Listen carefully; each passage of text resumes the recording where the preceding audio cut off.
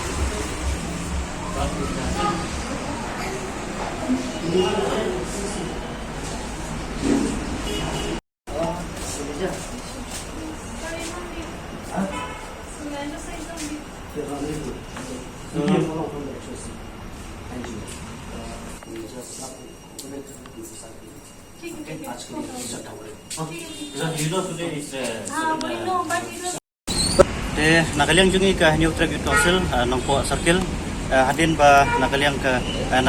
UDC bulan Borom jong ka Riboy District ula declare ba tersi kadai ka syuti namar ba kadai ka syat nongkrem lane ka nongkrem festival mata ka singi New Traffic Naiwing henry habangi yo penwan mansaki mata ka singi kalong ba kini ki bang moper kiran po area hana ko nongpo kim syam lakhang de dengar ta kada hukum ka kajing ya buram markeliang lane kajing ya buram nang ta ka syat nongkrem festival nakaliang jungi ka HYC ngilayo ban ya li kendu ya ki bang moper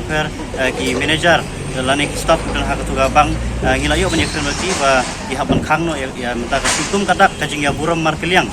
hap lada kiwe ki department ha kiwe ki tnat jong ka sarkar iyo ya ka syuti balai pat ya ki nong tre ha dem nakaliang jong ki rukim dan kana ka jinge lane ka problem pat kila long willing ba kinya cooperate bangi te mata ka singi nakaliang ki bang mofer ko nokpo kila khang kum kadak ban buram ya ka neka nongkrem festival lane ya ka neka shat nongkrem te kay ka bang ikwa nakaliang jong kum ka seng HYC ngikwa ban pressure lane ngikwa ban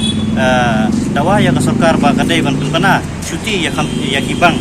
hapo Riboy District la lade ha iskasi hel lane Riboy District ko mga omne baki di ban penana syuti ha kum kene kasi ka New Trip Naiwing kene katarik lane kene kasi ba nrakhe ya ka nongkrem festival kum kadak kajing ya buram wa kasurkar kadai ban ai kajing patha ya kini ki bang moper bakin khang akum kene kasi